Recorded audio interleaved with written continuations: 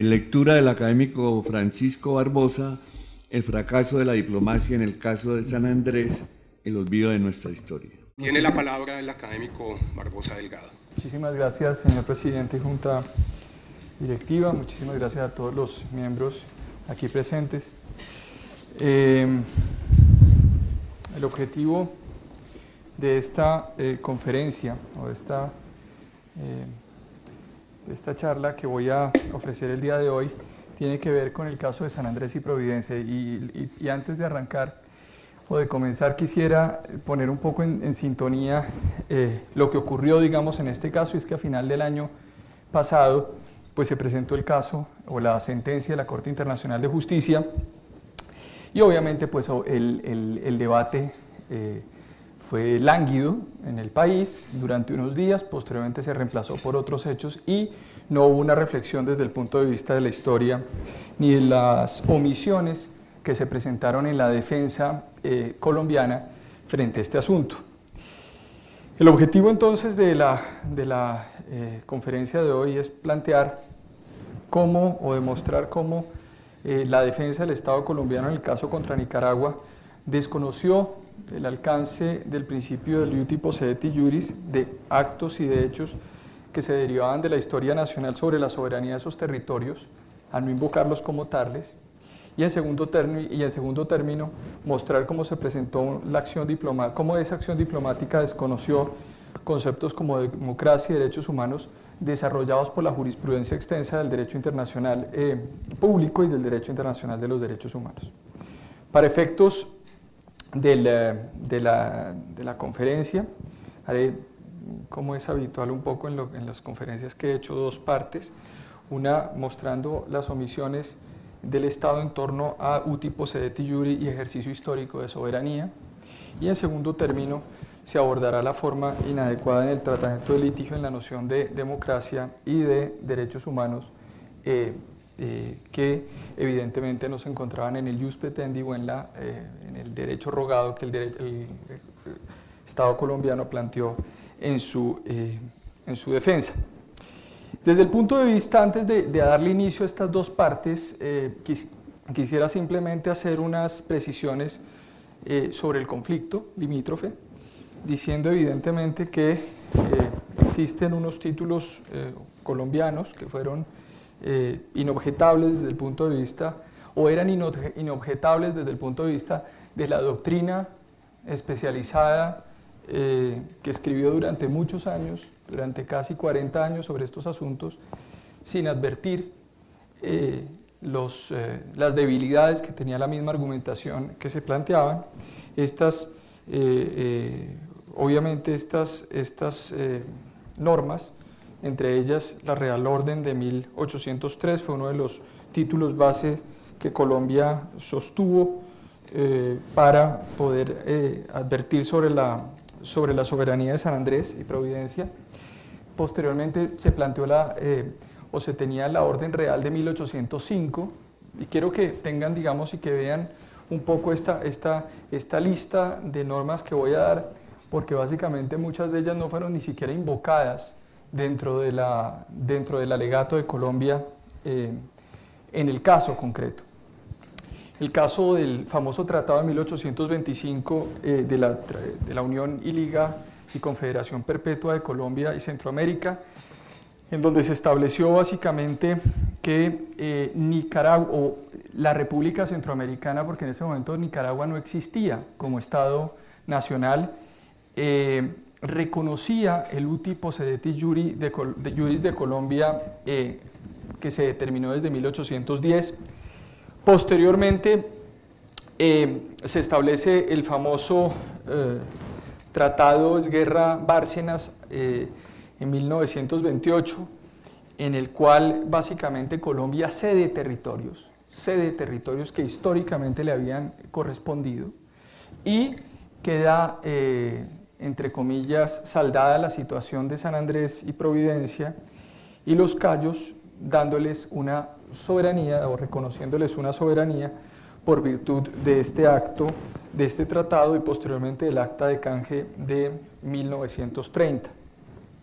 En este tratado Colombia le reconocía, como les decía, pleno dominio y soberanía de la República de Nicaragua sobre la costa de Mosquitos, comprendida entre el Cabo Gracias de Dios y el río San Juan, y sobre las islas Mangle Grande y Mangle Chico en el Océano Atlántico, y Nicaragua le reconoció a su turno soberanía y pleno dominio a Colombia sobre el archipiélago de San Andrés, Providencia y Santa Catalina, y todas las islas, islotes y cayos que hacen parte del archipiélago. En 1969, Nicaragua asume una actitud hostil y justifica la solicitud de la Western Caribbean Petroleum Company para adquirir una concesión o para otorgar una concesión para exploración de petróleo en los territorios definidos por el Tratado de Guerra Bárcenas. Colombia reacciona en ese momento, en cabeza del embajador plenipotenciario y extraordinario Luis Alfonso Angarita, enviando una nota diplomática en donde se reafirman los incontrovertibles o los argumentos que se planteaban en ese momento y que se refrendaron en la doctrina de derecho internacional durante años. El 8 de septiembre de 1972 se firma el Tratado Vázquez-Sacio entre el gobierno de Colombia y el gobierno de los Estados Unidos, y este acuerdo pues define el conflicto surgido por los cayos de Quitasueño, Roncador y Serrana, y el gobierno de Estados Unidos renuncia a las reclamaciones de soberanía sobre los mencionados cayos. En 1980, para ser más rápida, digamos, simplemente esta lista y entrar en el fondo de la presentación, ¿no? El gobierno sandinista, en cabeza de la Junta de Reconstrucción de Nicaragua, toma la decisión motu propio de declarar nulo el Tratado de Guerra Bárcenas del 28 de mayo de 1928, y pone en juego, digamos, o se plantea ya un problema diplomático frente al caso Nicaragua. El 6 de diciembre del 2001, la República de Nicaragua somete a la Corte un grupo de cuestiones jurídicas en cuanto a los títulos territoriales mencionados por anterioridad, y profiere dos sentencias. Una sentencia en el año 2007, donde define las excepciones preliminares. Básicamente allí lo que dice es que el Tratado de Guerra Bárcenas es un tratado que está conforme al derecho internacional público, pero no es un tratado de límites, lo cual abre el espacio para que en el fondo la Corte Internacional de Justicia pueda determinar los límites conforme a su propia jurisprudencia o a los argumentos planteados por las partes. Y define que evidentemente los territorios que se estaban discutiendo le correspondían a Colombia, y por ende se va al fondo del asunto que, como ustedes saben, termina en la decisión de noviembre pasado, del 2012, en donde la Corte Internacional define una línea territorial utilizando tres argumentos que pues obviamente utiliza en virtud de la ausencia argumentativa por parte de las partes frente a este límite territorial, como les voy a explicar con posterioridad. En primer término, entonces, el primer tema es esa omisión argumentativa de Colombia en torno a la historia en el caso de la Corte Internacional de Justicia. Evidentemente, ese primer asunto que uno podría ver, que es el iuti possidetis iuri, se planteó simplemente como una anécdota dentro del alegato, como se colige de la lectura de la jurisprudencia de la Corte Internacional de Justicia, toda vez que los alegatos o los documentos, digamos, se mantienen en reserva por parte de la Cancillería, y evidentemente esta reserva pues no opta o no opera frente a la decisión de la Corte Internacional de Justicia, que puede ser leída por cualquier persona hoy en día. Sobre este principio uti possidetis iuris, algunos tratadistas han señalado que el uti possidetis iuris en general es un principio antiguo reconocido por el derecho internacional, el cual ya se menciona en el Tratado de Breda entre Inglaterra y Holanda y el suscrito entre Gran Bretaña y Francia, así como el armisticio en que se determinó la suerte de los ducados de Luxemburgo y Schleswig-Holstein. Es importante determinar, digamos, que esta figura digamos, ha tenido o tuvo una importancia dentro del origen de las colonizaciones o de las descolonizaciones, en la medida en que evidentemente se debía respetar la situación territorial que se encontraba en el momento de la descolonización. Esto se ha utilizado en múltiples casos, se ha utilizado en múltiples continentes. En África se utilizó, en Asia se utilizó y en América Latina, por supuesto, no fue la excepción. Y evidentemente, pues, como no existía en el momento de la independencia una res nullius, es decir, un territorio vacante, se asumen los títulos que se tenían con anterioridad a ese momento de independencia o descolonización. Nicaragua reconoce en múltiples documentos históricos el principio uti possidetis iuris. En el tratado de 1825, celebrado con la República Centroamericana, reconoce este principio diciendo que Colombia, o que en ese momento la Gran Colombia, tenía esos límites y que esos límites eran inobjetables en virtud del principio uti possidetis iuris. En el caso, este principio, como les digo, Colombia lo invoca en 1839, en 1845, en 1880, en 1915, en 1918, frente a ese territorio.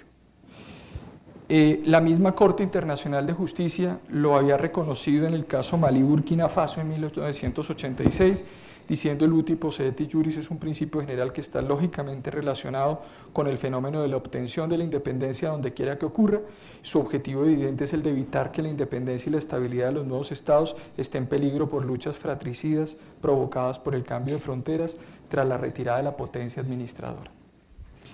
En este caso, digamos, lo interesante de este término, de este tema, es que la Corte Internacional de Justicia, en su párrafo 65, en la sentencia del 12 de noviembre del año pasado, dice lo siguiente la Corte. Dice, el uti possidetis iuris, en este caso concreto, no permite determinar quién detiene la soberanía sobre las formaciones marítimas en litigio entre Nicaragua y Colombia, puesto que no se prueba claramente por las partes que las formaciones en cuestión fueron atribuidas a Nicaragua o Colombia antes de la independencia o a esa fecha.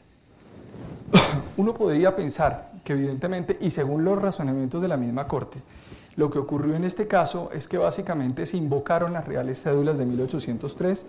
Nicaragua por su parte invoca una real cédula de 1805, pero Colombia no invoca el tratado de 1825, no existe en la sentencia de la Corte invocación a ese tratado, no existió por parte de la Cancillería invocación al tratado y por ende,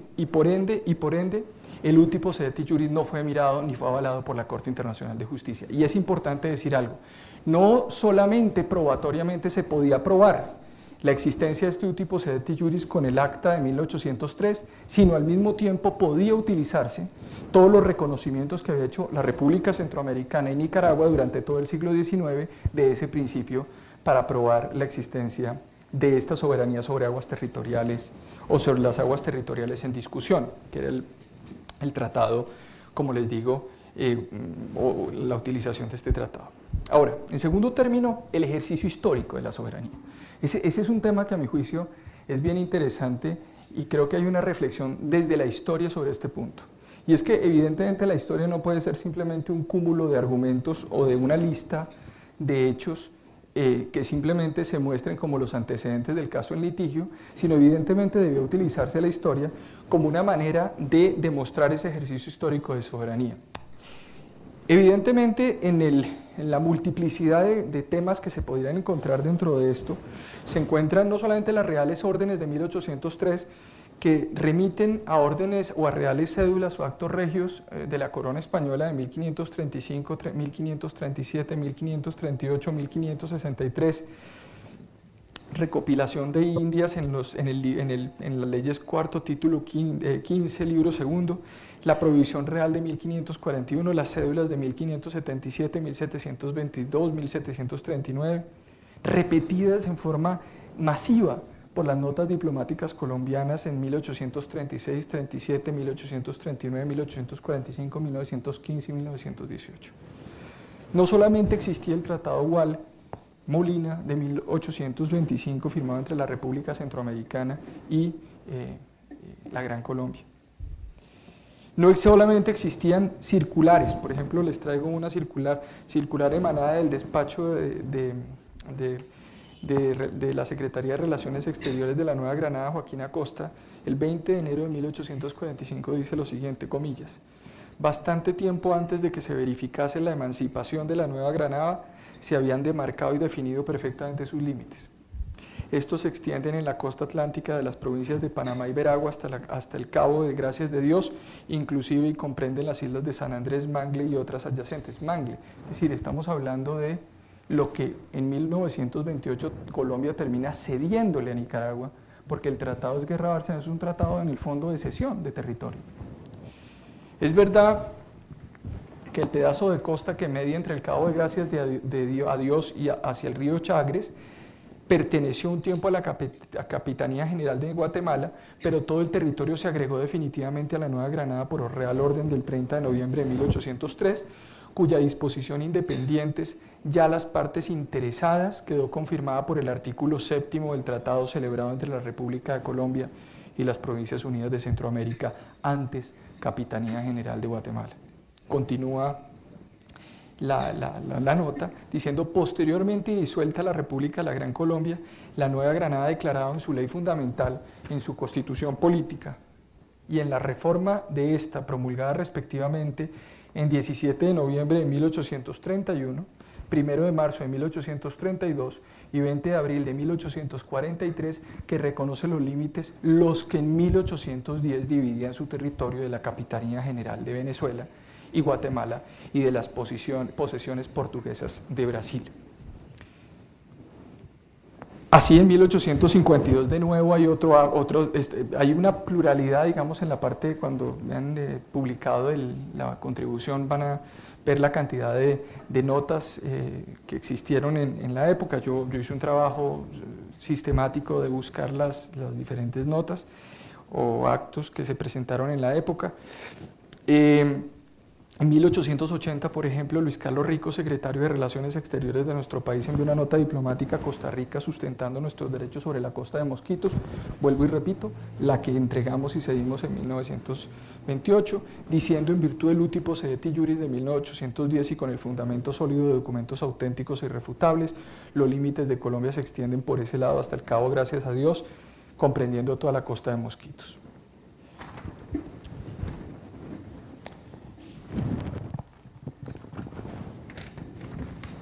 Ahora, miren ustedes simplemente algunos actos de soberanía que hubo en la época. El gobernador general Mariano Montilla, por ejemplo, dictó un decreto en marzo de 1822 por el cual dividía Cartagena en cantones, siendo uno de ellos San Andrés, dentro del cual estaban las Islas Mangles. Decretos del general Santander, 19 de abril y 22 de noviembre de 1822 y 5 de julio de 1824,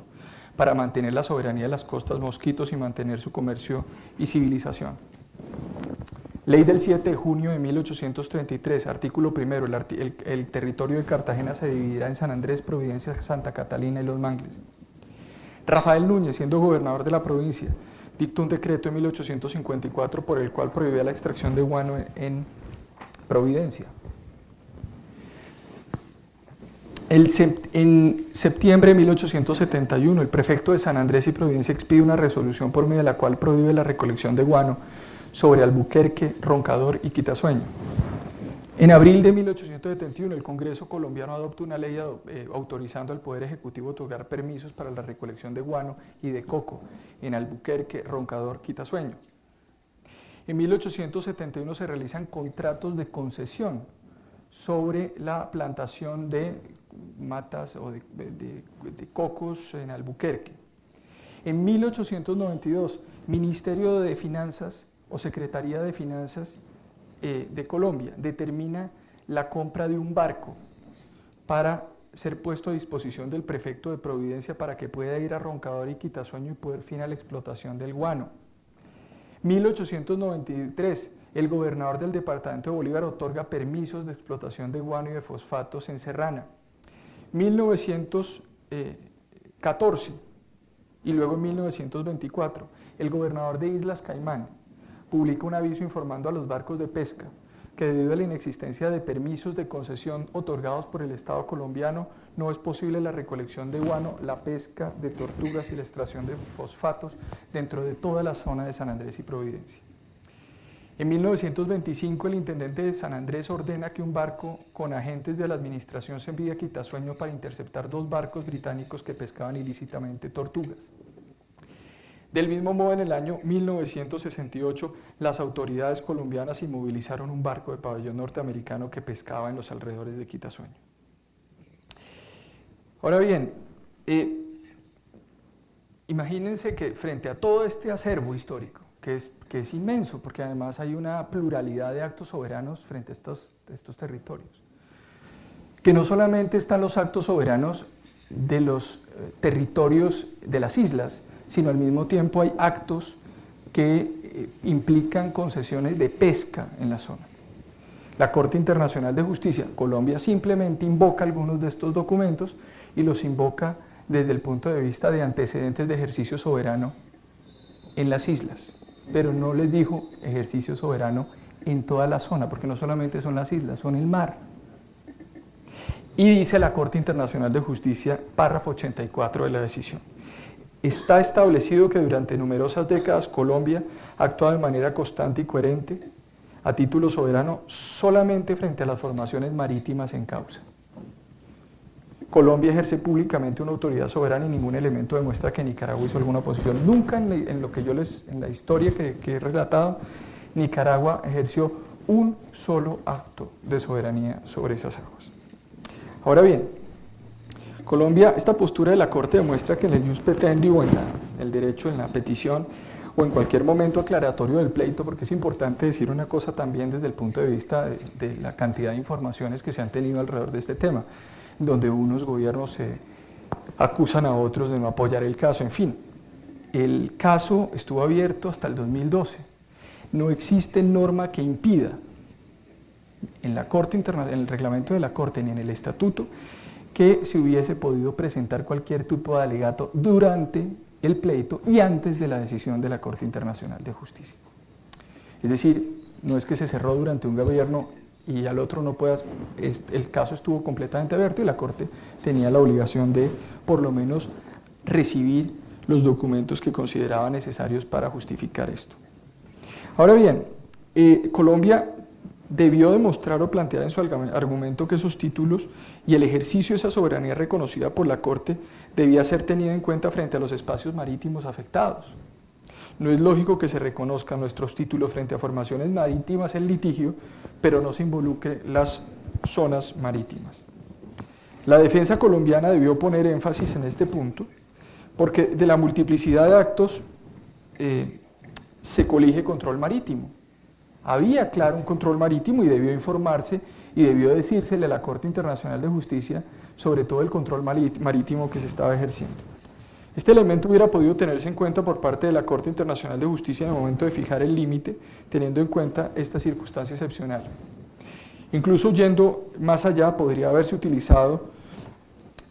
la doctrina esbozada en un momento dado por Gaviria Liévano, de buscar la delimitación como archipiélago de Estado en virtud de la cual, según el autor, debió trazarse líneas de bases rectas que unieran todas las formaciones del archipiélago y que las aguas internas dentro del perímetro trazado se consideraran aguas archipielágicas o de propiedad exclusiva del respectivo estado continental, respetando el libre tránsito de buques extranjeros. Entonces, esta es la primera parte donde entonces vimos este tema del uti possidetis iuris y el ejercicio soberano, digamos, que se materializó a través de actos, de leyes, de acuerdos, de mil cosas, y que evidentemente pues, no fueron utilizadas ni argumentadas de forma correcta, como se puede colegir de la lectura de la sentencia de la Corte Internacional de Justicia de La Haya. El segundo término es el tema de la democracia y los derechos humanos, que no existió dentro de la postura de Colombia ante la Corte Internacional de Justicia. Evidentemente, hay un desconocimiento profundo del derecho internacional, de la doctrina del derecho internacional y de las discusiones doctrinales modernas en el alegato, en la medida en que se desconoce el principio del diálogo o el diálogo judicial entre las Cortes Regionales de Derechos Humanos y la Corte Internacional de Justicia. Y con eso se hubiera podido resolver el tema de los pescadores, que en este momento está generando tanta discusión, el mismo principio democrático que nunca se invocó dentro del argumento de la Corte. Desde el punto de vista de la democracia, por ejemplo, Obviamente existe un desarrollo doctrinal muy importante sobre este tema de la democracia, uno diciendo evidentemente que existe una democracia formal donde es posible la existencia de votaciones, donde es posible la elección de sus representantes, pero al mismo tiempo existe una noción de democracia material que implica la existencia de mecanismos contramayoritarios o evidentemente, de elaboración de normas sociales donde las poblaciones participen de forma importante en esos procesos de decisión. Evidentemente esto se deduce de algunos autores modernos y algunos autores que están dirigiendo, digamos, o que están liderando doctrinalmente estos temas, como Habermas en Alemania o como Pierre Rosanvallon en Francia, y que evidentemente fueron en algunos casos y han sido parte de las discusiones que ha tenido las Cortes de Derechos Humanos en Europa, la Corte Regional de Derechos Humanos, la Corte Europea, la misma Corte Internacional de Justicia, que curiosamente yo creo que es importante que se hubiese sabido esto. La Corte Internacional de Justicia no solamente define asuntos limítrofes, sino la Corte Internacional de Justicia también tenía competencias y ha tenido competencias para resolver asuntos de derechos humanos y asuntos que tienen que ver con poblaciones, como se puede colegir de algunas decisiones que voy a contarles. Y al mismo tiempo, obviamente, esta noción de democracia pues, ha tenido como les digo, una importancia en la jurisprudencia de derechos humanos de la Corte Europea, como se colige de múltiples decisiones, por ejemplo, del caso del Partido Comunista Unificado contra Turquía del 30 de enero del 98, donde se dice evidentemente que debe existir sociedades democráticas plurales para que digamos, puedan respetarse los derechos de las poblaciones o los derechos humanos. Este es un aspecto novedoso para la defensa colombiana porque nunca se invocó. Digamos, este es un aspecto que saltó, digamos, en algunas discusiones posteriores a la decisión, donde se dijo, ¿y qué hacemos con los pescadores o qué hacemos con las poblaciones que están allá? Pues evidentemente no habíamos contado con eso porque nosotros teníamos era una defensa limítrofe y no sabíamos, digamos, qué teníamos que hacer con 75.000 personas que estaban allá. Ni siquiera se presentaron pruebas o se hizo una consulta popular para llevarla a la Corte como parte del alegato, diciendo, mira, ya hay gente y esta gente, pues evidentemente usted si va a hacer una línea territorial tiene que contar con que evidentemente hay toda no solamente un problema geográfico, sino había un problema sociológico en la medida en que hay una cultura también allí que está desde hace 200 años anclada o está dentro de nuestro territorio. No se hizo. La Corte Internacional de Justicia, un poco para poder uno adelantarse y decir, mire, evidentemente no se pueden confundir las dos cortes, Corte Europea o Cortes Regionales de Derechos Humanos con la Corte Internacional de Justicia, porque unos son de derechos humanos y otros no, pues evidentemente la respuesta no es tan clara o la división no es tan clara. La Corte Internacional de Justicia, por ejemplo, en el año de 1948 profiere la opinión consultiva sobre condiciones de admisión de un Estado miembro de Naciones Unidas. Allá aborda nociones como jus cogens, como derechos intangibles. Posteriormente hay una opinión consultiva sobre interpretación de tratados de paz concluidos por Bulgaria, Hungría y Rumanía del 30 de marzo de 1950. Allí la Corte habla acoge esta petición en virtud del principio de efectividad de los derechos humanos y de las libertades fundamentales. En cuanto a casos contenciosos, digamos, el caso Barcelona Traction contra España, 1970, allí la Corte dice que a pesar de que el caso no es de derechos humanos, existen derechos humanos y los estados tienen interés jurídico para proteger esos derechos porque son principios y derechos, o son derechos erga omnes. En este caso, digamos, no se planteó. En el caso del 1971, en el caso de Namibia, también indicó que la Carta de Naciones Unidas impone obligaciones jurídicas exigibles en el campo de los derechos humanos, caso que se repite, digamos, en la sentencia de la Corte del 27 de junio del 86 sobre actividades militares y paramilitares en Nicaragua contra Estados Unidos, del 27 de junio de 1986. ¿Por qué no se invocaron? Pues porque estaban buscando los antecedentes en temas limítrofes y entonces utilizaban fue la jurisprudencia paralela, pero pues había que ver en conjunto también lo que podía ocurrir con estos escenarios. ¿Cómo hubiese podido resolverse? Evidentemente es difícil hacer hacer historia para atrás, digamos, porque además pues, constatamos lo que ocurre, pero evidentemente no existen pruebas que se presentan como la misma consulta a los 75.000, no solamente nativos de San Andrés, sino personas que habitan San Andrés y Providencia, porque son 75.000 colombianos que están en territorio colombiano y que obviamente pues se les afectan derechos fundamentales, entre ellos el mismo derecho a alimentación. Recientemente decían que eso no era un argumento de fondo, porque evidentemente estaba demostrado que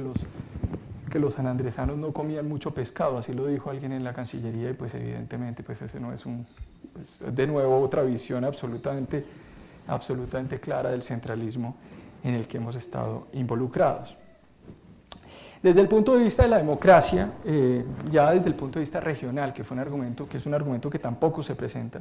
Colombia no admite o no presenta también un argumento interesante, y es que en la Carta de la OEA, en el artículo 2b, se establece que hay un vínculo inescindible entre la democracia y los derechos humanos.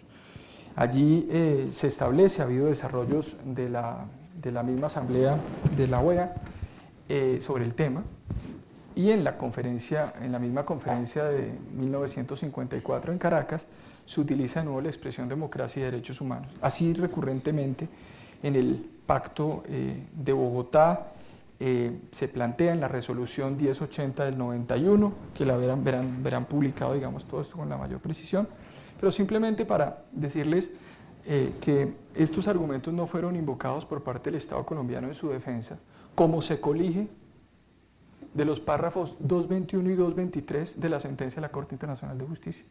Porque aquí el gran problema para el Estado colombiano hoy es que la Corte dijo lo que Colombia no había hecho.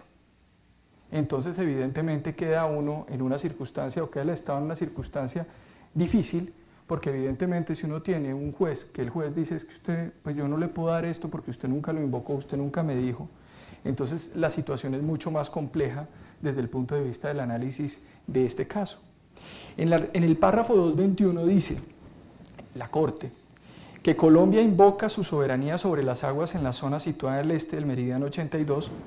por ser quien controla el tráfico de estupefacientes y las actividades criminales conexas. O sea, para Colombia la importancia de las aguas fue decir que ahí se ejercía interdicción de narcotráfico, argumento pues que es bastante risible, porque Nicaragua plantea así, pero ¿en dónde es que se genera el narcotráfico? O sea, ¿cuál es el país más narcotraficante de la región? No nosotros. Y evidentemente se caricaturizó completamente esa discusión, o no se utilizó como debía hacerse, porque no era un argumento para plantearlo dentro del caso, contrario a los argumentos que yo les había planteado. En el párrafo 223, la Corte Internacional dice que ninguna de las partes presentó elementos de prueba sobre el acceso a los recursos naturales a las aguas que pudieran ser tenidos en cuenta como circunstancias particulares que fueran pertinentes para el caso. O sea, tampoco se presentan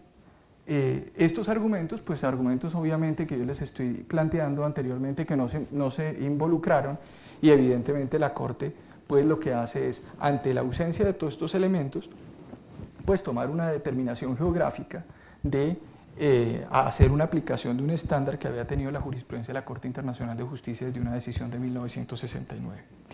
En este aspecto entonces queda en evidencia la falla de la defensa de Colombia al no invocar derechos humanos, derecho de alimentación y de exploración de recursos naturales de la población de San Andrés y Providencia, ni realizar consulta alguna en la población de las islas en desarrollo del principio de desarrollo democrático invocado y reconocido por los diversos tribunales internacionales en sus diversas jurisdicciones y que se vinculan con el llamado diálogo de jueces.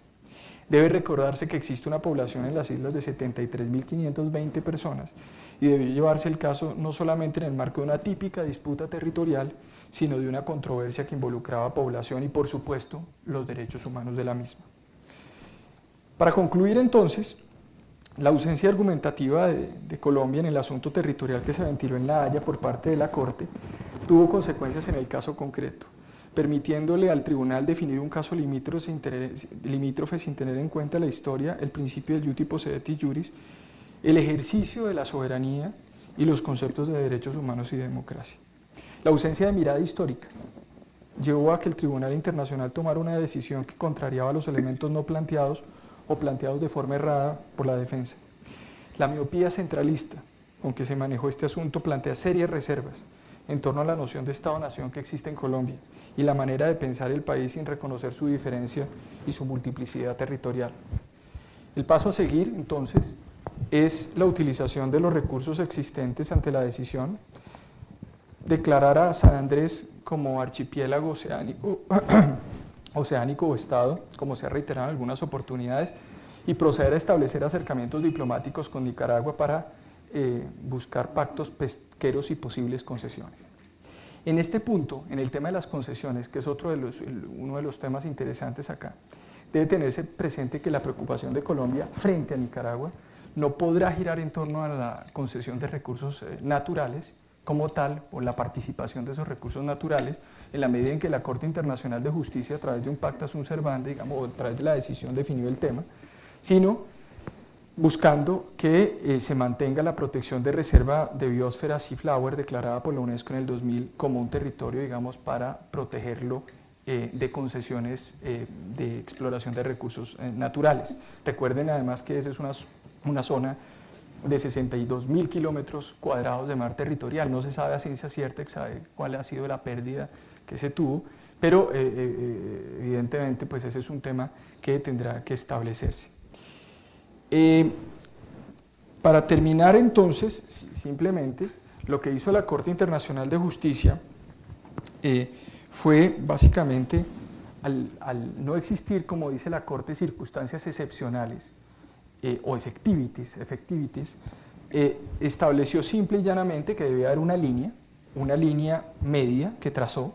una línea media que traza conforme a su jurisprudencia, en donde en primer lugar se dice que esa línea debe consistir en un trazo en el cual cada punto se encuentra a igual distancia de los puntos más próximos de las dos costas pertinentes. Obviamente, si se compara la situación de San Andrés versus a la situación de Nicaragua y la costa pertinente colombiana, pues Colombia está mucho más, digamos, a través de Cartagena está mucho más lejos, y hay una diferencia importante que la Corte Internacional de Justicia toma en la decisión. Luego la Corte dice, si existen circunstancias pertinentes para desplazar la línea geográfica, se hace, y la Corte lo haría, pero la Corte dice que no encuentra, y no encuentra porque no se invocaron, y no se invocaron porque evidentemente pues, todos estos temas se manejaron como si fuera un problema geográfico. Probablemente se manejó como si fuera un problema de hace 30 o 40 años geográficamente, y se desconocieron los grandes debates que se han tenido en los últimos 20 años sobre un mundo que cambia, digamos, el sentido, y una noción que la misma Corte Internacional de Justicia ha venido modificando en sus decisiones. Y por último establece una línea ajustada o desplazada y teniendo en cuenta, digamos, los espacios marítimos atribuidos a cada una de las partes. La Corte, después de hacer ese razonamiento, párrafo 234 dice, un resultado equitativo en este caso se obtiene en la zona pertinente acordando un valor unitario a cada uno de los puntos de base colombianos y un valor triple a cada uno de los puntos nicaragüenses, y procede a hacer la línea. Entonces eso es un poco, digamos, el panorama, y obviamente pues espero que haya quedado claro, a mi juicio, cuáles eran estas omisiones que quería presentar desde el punto de vista de la defensa, y porque a mi juicio, digamos, es un buen ejemplo de diplomacia fallida desde el punto de vista de la defensa de un territorio colombiano. Muchas gracias.